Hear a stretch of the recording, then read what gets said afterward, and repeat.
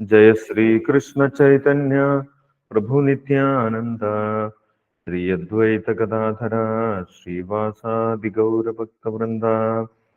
हरे कृष्ण कृष्ण कृष्ण हरे हरे, हरे राम राम राम हरे हरे।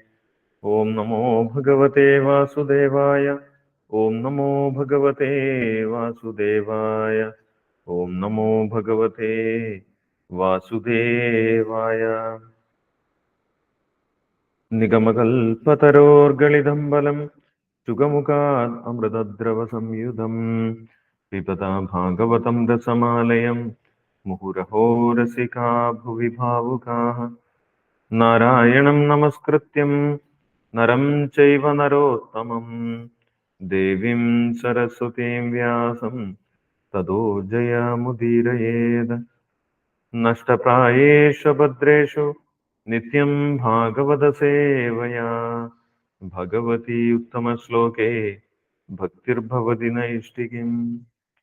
कृष्णाय वासुदेवाय देवकीनन्दनाय च नन्दगोपकुमाराय गोविन्दाय नमो नमः। हरे कृष्ण। ശ്രീമദ്ഭാഗവതം ചതുർത്ഥസ്കന്ധം അഞ്ചാമത്തെ അധ്യായം ദക്ഷന്റെ യാഗത്തിന്റെ വിഫലത. 9-ാമത്തെ ശ്ലോകം മുതൽ 13-ാമത്തെ ശ്ലോകം വരെ വായിക്കാം. പ്രസൂതിമിശ്ര സ്ത്രിയ ഉദ്വിഗ്നചിത്ത ഊചുർവിപാകോ വൃജിന ശൈഷതസ്യ യത്പശ്യന്തീനാം ദുഹിത്യുനാം പ്രചേഷ സുതാം സതീമവദധ്യാവനാകാം. യസ്തന്തകാലേ വ്യുക്തജടാകലാപ സ്വശൂലസൂച്യർപ്പിതദിഗ്ഗജേന്ദ്ര വിതത്യ നൃത്യത്യൂദിതാസ്ത്രദോദ്വജ ഉച്ചാട്ടഹാസസ്തനൈർനുഭിന്നദക് അമർഷയിത്വാ തമസഹ്യ തേജസം മന്യുപ്ലുതം ദുർവിഷഹം ഭൃഗുട്യ कराळदंष्ट्राभिरुदस्तभागणं स्यात्स्वस्ति किं कोपयतो विधातु. बहुएव मुग्धिग्नदृशोच्यमाने जनेन दक्षस्य मुहुर्महात्मना उत्पेदुरुत्पाददम् सहस्रशो भयावहादिविभूमौ च पर्यक. तावत्स रुद्रानुचरैर्मको महान् नानायुधैर्वामनकैरुदायुधै पिङ्गै पिशङ्गै मकरोदराननै पर्याद्रवद्भिर्विदुरान्वरुध्यत. വിവർത്തനം വായിച്ചോളൂ. കൃഷ്ണ പ്രഭുജി. ശ്രീകാന്ത് പ്രഭുജി വായിച്ചോ. ഓം അജ്ഞാനതിമിരാന്തസ്യ ജ്ഞാനാഞ്ജനശ്ലാഘയ ചക്ഷുരുന്മീലിതം യേന തസ്മൈ ശ്രീഗുരുവേ നമഃ. നമഃ. ഓം വിഷ്ണുപാദായ കൃഷ്ണപ്രേഷ്ഠായ ഭൂതലേ ശ്രീമതേ ഭക്തിവേദാന്ത സ്വാമിൻ ഇതി നാമിനെ. നമസ്തേ സരസ്വതേ ദേവി ഗൗരവാണി പ്രചാരിണി നിർവിശേഷ ശൂന്യവാദി പാശ്ചാത്യദേശധാരിണേ. ജയ ശ്രീകൃഷ്ണ ചൈതന്യ പ്രഭു നിത്യാനന്ദ ശ്രീ അദ്വൈത ഗദാധര ശ്രീവാസാദി ഗൗരഭക്തവൃന്ദ. ഹരേ കൃഷ്ണ കൃഷ്ണ കൃഷ്ണ ഹരേ ഹരേ, ഹരേ രാമ രാമ രാമ ഹരേ ഹരേ. ഓം നമോ ഭഗവതേ വാസുദേവായ, ഓം നമോ ഭഗവതേ വാസുദേവായ, ഓം നമോ ഭഗവതേ വാസുദേവായ. സ്കന്ധം 4, അധ്യായം 5, ശ്ലോകം 9. പ്രസൂതിമിശ്രാ സ്ത്രിയ ഉദ്വിഗ്നചിത്ത ഊചുർവിപാകോ വൃജിനസ്യ ശതസ്യ യത്പശ്യന്തീനാം ദുഹിത്യൂണാം പ്രജേഷ സുതാം സതീമവദധ്യാവനാകാം. വിവർത്തനം. ദക്ഷന്റെ പത്നി പ്രസൂതിയും അവിടെ സമ്മേളിച്ചിരുന്ന മറ്റു വനിതകളും വളരെ ഉത്കണ്ഠയിലായി പറഞ്ഞു. സ്വന്തം സഹോദരിമാർ നോക്കി നിൽക്കവേ ജീവത്യാഗം ചെയ്ത സതിയുടെ മൃത്യുവിലൂടെ അതിന് കാരണക്കാരനായ ദക്ഷൻ സൃഷ്ടിച്ചതാണ് ഈ ആപത്ത്. യസ്ത്വന്തകാലേ വ്യുക്തജടാകലാപ സ്വശൂലസൂച്യർപ്പിത ദിഗ്ഗജേന്ദ്ര വിദത്യ നൃത്യത്യുതിതാസ്ത്രദൂർധ്വജ ഉച്ചട്ടഹാസസ്തനയാത്നുഭിന്നദിക്. വിവർത്തനം. സംഹാരകാലത്ത് മഹാദേവന്റെ തലമുടി പാറിച്ചിതറുകയും അദ്ദേഹം വിവിധ ദിക്കുകളുടെ ഭരണാധികാരികളെ തന്റെ ത്രിശൂലത്തിൽ തറച്ചു തോൽക്കുകയും ചെയ്യും. ലോകമെമ്പാടുമുള്ള മേഘങ്ങളെ ഇടിച്ചിന്ന ഭിന്നമാക്കി ചിതറിക്കുന്നത് പോലെ അദ്ദേഹം അവരുടെ കൈകൾ കൊടികൾ കണക്ക് പാറിച്ചിതറിക്കുകയും ഗർവോടെ അട്ടഹസിച്ചുകൊണ്ട് നൃത്തമാടുകയും ചെയ്യും. ശ്ലോകം 11. അമർഷയിത്വാ തമസഹ്യ തേജസം മന്യുപ്ലുതം ദുർവിഷഹം ഭൃകുട്യ കരാളദംഷ്ട്രാഭിരുതസ്തഭാഗണം സ്യാത് സ്വസ്തി കിം കോപയതോ വിധാതു. വിവർത്തനം. അതികായനായ ആ കറുത്ത മനുഷ്യൻ അവന്റെ ഭയങ്കരങ്ങളായ ദംഷ്ട്രങ്ങൾ ഇളിച്ചു കാട്ടി. അവൻ തന്റെ പുരികക്കൊടികളുടെ ചലനങ്ങളാൽ ആകാശത്തിലെ സകല തേജോഗോളങ്ങളെയും ചിതറിക്കുകയും തുളഞ്ഞു കയറുകയും സ്വന്തം തേജസ്സിനാൽ അവയെ മറയ്ക്കുകയും ചെയ്തു. ദക്ഷന്റെ ദുഷിച്ച പെരുമാറ്റം നിമിത്തം അവന്റെ പിതാവ് ബ്രഹ്മാവിന് പോലും അതിതീവ്രമായ കോപത്തിന്റെ പ്രകടനത്തിൽ നിന്ന് സ്വയം രക്ഷിക്കാൻ കഴിഞ്ഞില്ല. ശ്ലോകം 12. ബഹ്വേഹമുദ്വിഗ്നദൃശോച്യമാനേ ജനേന ദക്ഷസ്യ മുഹുർമഹാത്മന ഉത്പേതുരുത്പാദതമാസഹസ്രശോ ഭയാവഹാദിവിഭൂമൗ ച പര്യക്. വിവർത്തനം. എല്ലാ ജനങ്ങളും സംസാരിച്ചു നിൽക്കുന്നതിനിടയിൽ ദക്ഷൻ ആകാശത്തിലും ഭൂമിയിലും നാനാ ദിക്കുകളിലും മഹാവിപത്തിന്റെ ലക്ഷണങ്ങൾ ദർശിച്ചു. ശ്ലോകം 13. താവത്സരുദ്രാനുചരൈർമഖോ മഹാൻ നാനായുധൈർവാമനകൈരുദായുധൈ പിംഗൈ പിശംഗൈർമകരോദരാനനൈ പര്യാദ്രവദ്ഭിർവിദുരാന്വരുധ്യത. വിവർത്തനം.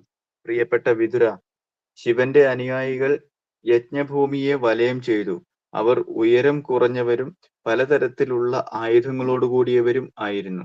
അവരുടെ ശരീരം സ്രാവുകളുടേതുപോലെ കറുപ്പും മഞ്ഞയും നിറമുള്ളതായി കാണപ്പെട്ടു. അവർ യജ്ഞഭൂമിക്ക് ചുറ്റും ഓടുകയും അവിടെ ശല്യമുണ്ടാക്കാൻ തുടങ്ങുകയും ചെയ്തു. ഹരേ കൃഷ്ണ പ്രഭുജി. ഹരേ കൃഷ്ണ. ഹരേ കൃഷ്ണ. Thank you Srikanth പ്രഭുജി.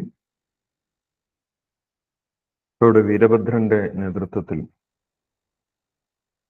മഹാദേവന്റെ ഭൂതഗണങ്ങൾ ദക്ഷന്റെ യജ്ഞശാലയിലേക്ക് എത്തുന്ന ആ ഭാഗമാണ് നമ്മൾ കണ്ടിരുന്നത്. മഹാദേവൻ സതീദേവിക്ക് ദേഹവിയോഗം ഉണ്ടായി എന്ന വാർത്ത നാരദമുനിയിൽ നിന്നും ശ്രവിച്ചു.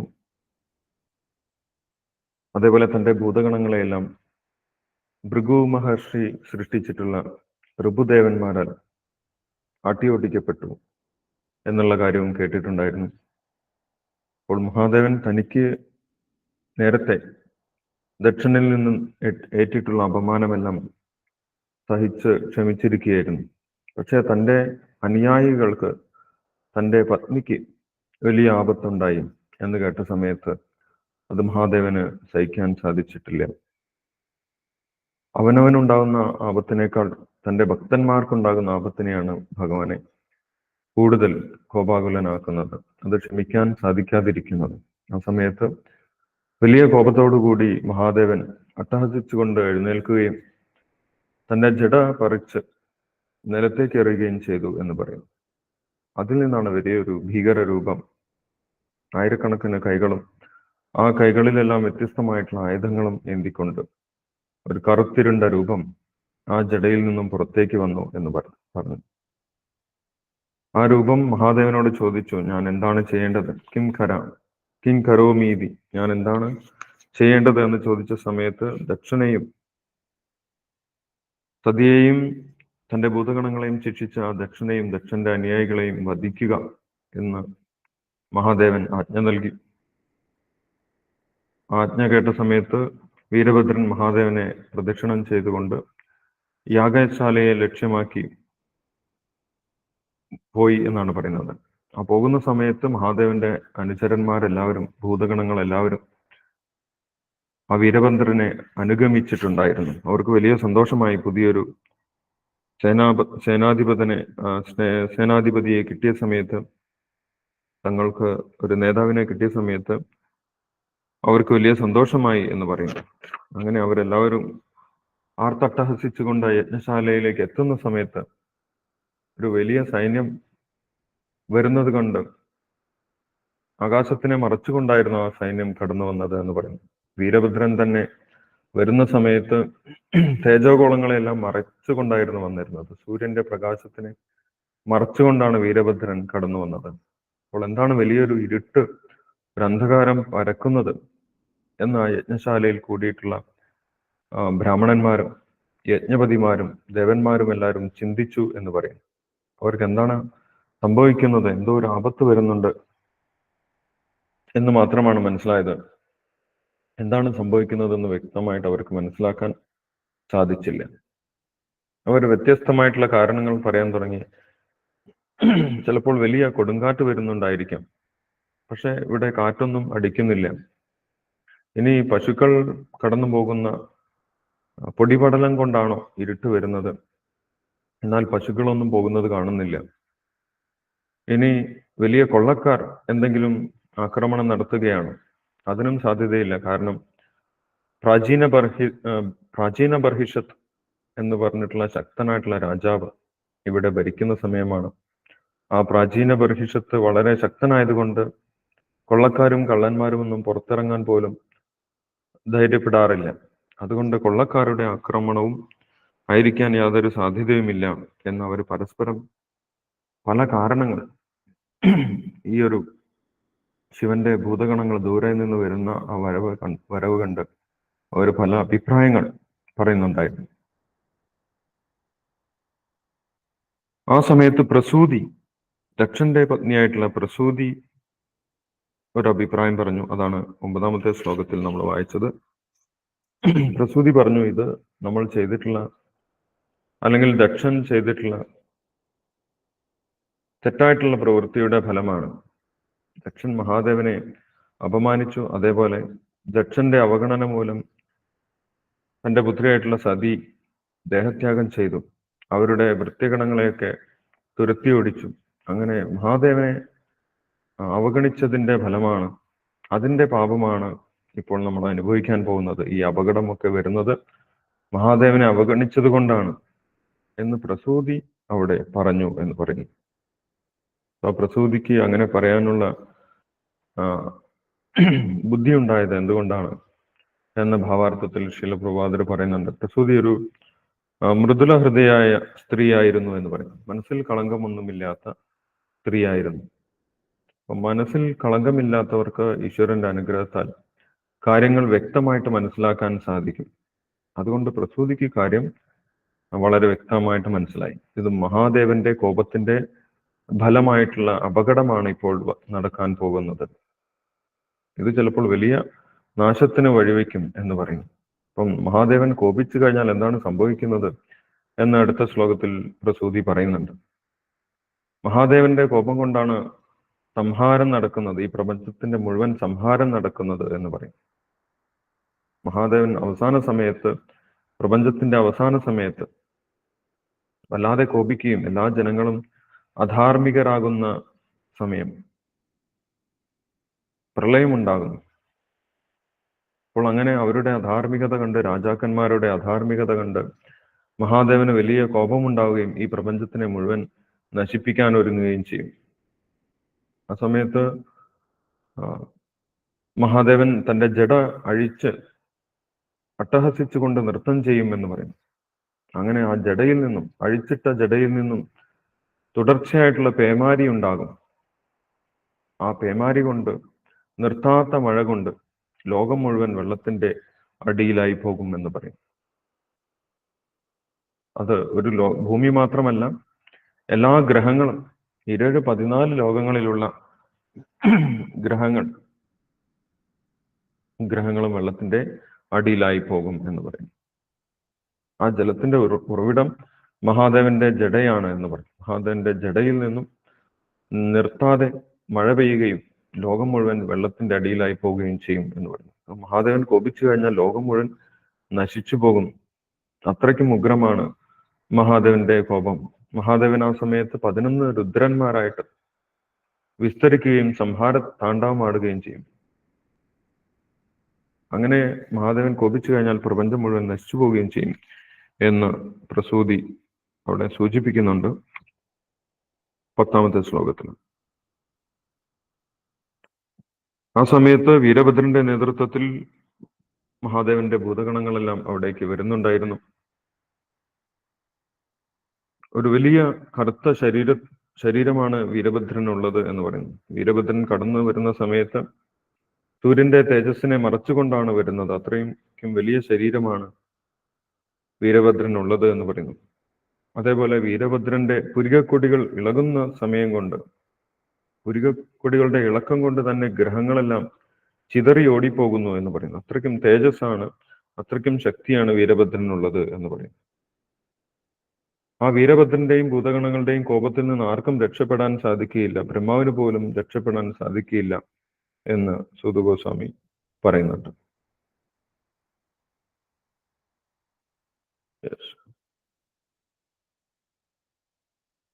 ദക്ഷനും ആ സമയത്ത് എല്ലാവിധ വിപത്തുകളുടെയും ലക്ഷണം കണ്ടു എന്നാണ് പറയുന്നത്. ആകാശത്തും ഭൂമിയിലും വ്യത്യസ്തമായിട്ടുള്ള ആപത്തുകളുടെ ലക്ഷണം ദക്ഷനും ദർശിച്ചു എന്ന് 12ാമത്തെ ശ്ലോകത്തിൽ പറയുന്നു. പക്ഷെ അവിടെ ദക്ഷനെ കുറിച്ച് പറയുന്നത് മഹാത്മന എന്നാണ്. ബഹുവേവ ഉദ്വിഗ്ന ദൃശാ ഉച്യമാനേ ജനേന ദക്ഷസ്യ മുഹു മഹാത്മന എന്ന് പറയുന്നു. മഹാത്മാവായിട്ടുള്ള ദക്ഷൻ വ്യത്യസ്തമായിട്ടുള്ള ആപത്തിന്റെ ലക്ഷണങ്ങൾ ആകാശത്തിലും ഭൂമിയിലുമെല്ലാം ദർശിച്ചു എന്ന് പറയുന്നു. അവിടെ ദക്ഷനെ മഹാത്മാവ് എന്ന് വിളിച്ചിട്ടുള്ളത് ഒരു നിന്ദാസൂചകമായിട്ടാണ്, നിന്ദാഗർഭമായിട്ടാണ്. യഥാർത്ഥത്തിലല്ല ദക്ഷനെ മഹാത്മാവ് എന്ന് വിളിച്ചത് എന്ന് ഭാവാർത്ഥത്തിൽ ശീലപ്രഭാതർ വിശദീകരിക്കുന്നു. കാരണം എല്ലാം വിപരീതമായിട്ടുള്ള കർമ്മങ്ങളാണ് ചെയ്തത്. എല്ലാ ആപത്തുകൾക്കും കാരണമായിട്ടുള്ളത് ദക്ഷനാണ്. സ്വന്തം പുത്രിയായിട്ടുള്ള സതീദേവി മരിക്കുന്ന സമയത്ത് പോലും ദക്ഷന് യാതൊരു കുലുക്കവും ഉണ്ടായിട്ടില്ല. അതുകൊണ്ടാണ് അവിടെ ദക്ഷനെ കഠിന ഹൃദയമുള്ളവൻ എന്നുള്ള അർത്ഥത്തിലാണ് മഹാത്മാവ് എന്ന് വിളിക്കുന്നത്. വിപരീത അർത്ഥത്തിലാണ് അവിടെ ദക്ഷനെ മഹാത്മാവ് എന്ന് പറയുന്നത് എന്ന് പറയുന്നു. യഥാർത്ഥത്തിൽ മഹാത്മാവ് ആരാണെന്ന് ഭഗവത്ഗീതയിൽ പറയുന്നുണ്ട്. ശീലപ്രഭാതർ ഭാവാർത്ഥത്തിലെ ഭഗവത്ഗീതയിലെ ശ്ലോകവും പറയുന്നുണ്ട്. മഹാത്മാനസ്തുമാം പാർത്ഥ ദൈവീം പ്രകൃതിമാശ്രിത ഭജന്തി അനന്യ മനസ്സോ ജ്ഞാത്വാമാം ഭൂതാദിമവ്യയം.